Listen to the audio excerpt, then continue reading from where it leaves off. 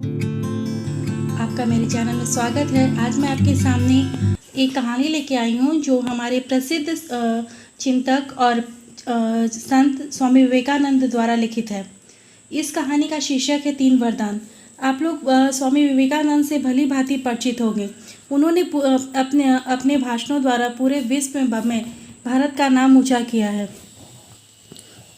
उन्होंने अपने जीवन के छोटे से काल में ही संपूर्ण विश्व को अपने विचारों और व्यक्तित्व से मोह लिया। स्वामी जी के भाषण देते समय अपने बातों से लोगों को समझाने के लिए हमेशा कथाओं को दृष्टांत के रूप में प्रयोग करते थे, यानी कि वो अपनी बात हमेशा कथा के माध्यम से लोगों को बताते थे।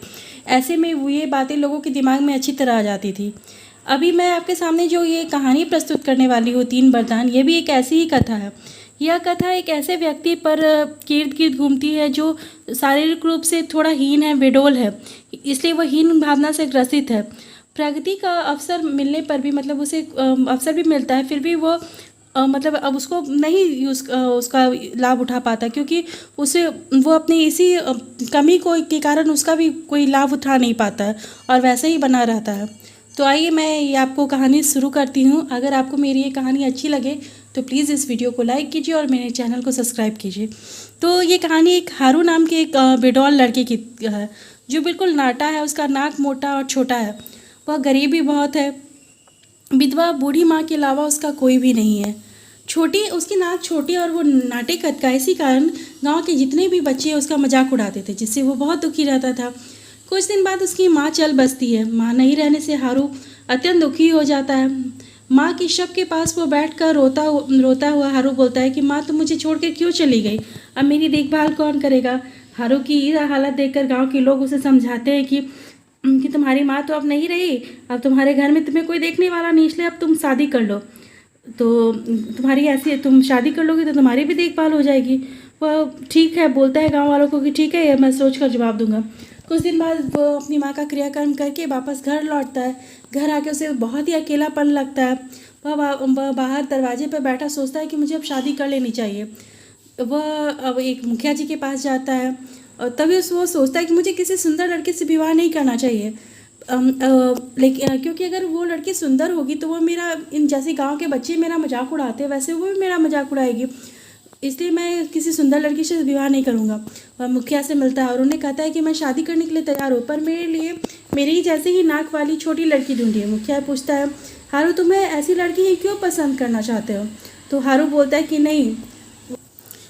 उसे आश्वासन देते कि मैं तुम शादी के लिए तैयार हो तो मैं तुम्हारे लिए ऐसी ही लड़की ढूंढूंगा। दूर गांव में एक छोटी नाक वाली लड़की मिल जाती है। हारू उससे शादी करके खुश था, पर उसका शोक क्षणिक था, क्योंकि गांव के लोग अब उन दोनों को नकटे पति पत्नी करके चिढ़ाने लगे। हारू उन्हें समझाने का प्रयास करता है पर वे लोग नहीं मानते। अंत में एक दिन वो सोचता है कि परमात्मा ने हमें यह शरीर दिया है तो मुझे सहायता के लिए उनसे ही प्रार्थना करनी चाहिए, इसके अलावा और कोई उपाय नहीं। वह अपनी पत्नी को बोलता है कि मैं जंगल में जा रहा हूँ और जब तक मैं वापस ना हो तुम घर पे ही रहना, और दरवाज़ा बंद करके जंगल की ओर चल पड़ता है। घने जंगल में पहुंचकर उसे जमीन में गड़ा काई से ढका एक पत्थर दिखता। वह उस पर बैठकर ध्यान मग्न होकर बिना हिले डुले किसी की परवाह किए लगातार भगवान से प्रार्थना करता रहता है। अंत में उसकी प्रार्थना सुनकर भगवान प्रसन्न होते हैं और उसके सामने प्रकट होते हैं।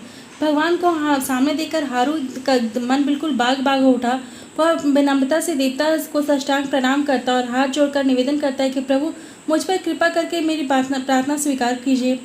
प्रभु उसे 3 गोटी पत्थर के टुकड़े देते और बारी बारी 3 बार फेंक कर 3 वरदान मांग लेने को कहते हैं। वह भगवान को प्रणाम करता है और खुशी खुशी अपनी यह समाचार अपनी पत्नी को देने के लिए आता है। पत्नी जैसे ही दरवाज़ा खोलती है वो बिल्कुल बिस्तर पर ठाठ से बैठ जाता है और अपनी पत्नी को सारी बात बताता है। पत्नी आश्चर्यचकित होकर बोलती है कि क्या इतनी अच्छी बात है तो सुनो जी, सबसे पहले गोटी फेंक कर हम धन दौलत मांग लेते हैं। हारू विरोध करता है, नहीं ना, धन से क्या प्रयोजन? मैं तो कहता हूँ हमें नाक की सबसे अधिक आवश्यकता है, क्योंकि नाक से ही लोग हमारा मजाक उड़ाते हैं। हम सबसे पहले सुंदर सुडौल नाक के लिए ही गोटी फेंकते हैं। पर पत्नी का मन धन दौलत पे था। उसने रोकते हुए उसका हाथ पकड़ा। इस पर हारू को बड़ा गुस्सा है। वह जबरदस्ती अपने हाथ को खींचकर एकाएक गोटी को फेंकते हुए बोला, हम दोनों को सुंदर नाक दो और कुछ नहीं, केवल नाक ही नाक। जैसे ही वो गोटी फेंकता है दोनों के सारे शरीर पर नाक ही नाक उग जाते हैं। बिल्कुल आश्चर्यजनक करने वाली स्थिति हो जाती है। हे प्रभु दया कर, उसकी पत्नी की ओर हारू अपनी पत्नी को देखकर चिल्लाता है, अरे तुम तो बहुत ही भद्दी लग रही हो। और तो उसकी पत्नी भी उसे देखकर बोलती है कि तुम भी तो बहुत भद्दे लग रहे हो। वे दोनों एक दूसरे पर चिल्लाते हैं और एक दूसरे के भयानक रूप, क्योंकि उनके पूरे दोनों के शरीर पर केवल नाक ही नाक है। और उनके सुंदर शरीर पर सुंदर सुंदर अनगिनत नाकें प्राप्त हो गई, पर वह इतनी कष्टदायक थी कि उन दोनों ने दूसरी बार गोटी फेंककर अपनी नाकों को हटवाने का निश्चय किया। वैसा ही हुआ। उनकी जैसे ही वो गोटी फेंकते हैं, उनकी जो छोटी छोटी पहले वाली जो नाक थी वो भी गायब हो जाती है। अब तो वो और भयानक लगते हैं। दोनों पति पत्नी एक दूसरे को विस्मित होकर देखने लगते हैं। वे पहले से अधिक खराब लग रहे थे। अब हारू सर पटकते अपनी पत्नी को बोलता है, ये मैंने क्या किया? मुझे तुम्हारी बात मान लेनी चाहिए थी। अब बोलो, अपने लिए 2 सुंदर नाकों की मांग करे। पत्नी अपने नाकहीन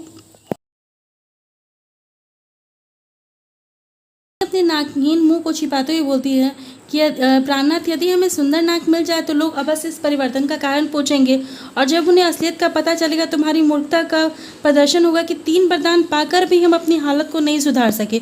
और तो और यदि यह अमीर भी हो जाए तो बिना नाक के हम जिंदा कैसे रहेंगे? तो चलो वापस हम अपनी छोटी सी नाक ही ठीक सही जगह पर मांग लेते हैं, और अब की बार सब कुछ सावधानी से मांगना, फिर कोई गड़बड़ नहीं, क्योंकि ये आखिरी मौका है हमारे पास, क्योंकि उनके पास ये आखिरी गोटी बची थी। अपनी गलती का आभास कर हारू अपनी बदनसीबी पर रोया। हाय भगवान ने मुझे इतना सुंदर मौका दिया था, पर मैं कैसा मूर्ख हूँ। पर अब तक बहुत देर हो चुकी थी। अंत में घुटने टेककर उसने गोटी फेंकी और प्रार्थना की, भगवान हमें हमारी छोटी सी नाक वापस कर दो।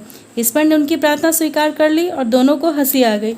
यानी कि हमें अगर हमारे अंदर कोई हीन भावना हो, इस कहानी से हमें यही शिक्षा मिलती, तो उस पर हमको क्योंकि हमें जो भी प्रकृति ने दिया है वो हमें उस पर संतोष कर लेना चाहिए, उसको बदलने की कोशिश नहीं करनी चाहिए, क्योंकि भगवान ने हमें जो कुछ दिया है बहुत सोच समझ के दिया है। तो इस कहानी से हमें यही शिक्षा मिलती है। बच्चों, अगर आपको ये कहानी पसंद आए तो प्लीज़ इस वीडियो को लाइक कीजिए और मेरे चैनल को सब्सक्राइब कीजिए। Thanks for watching. बाय।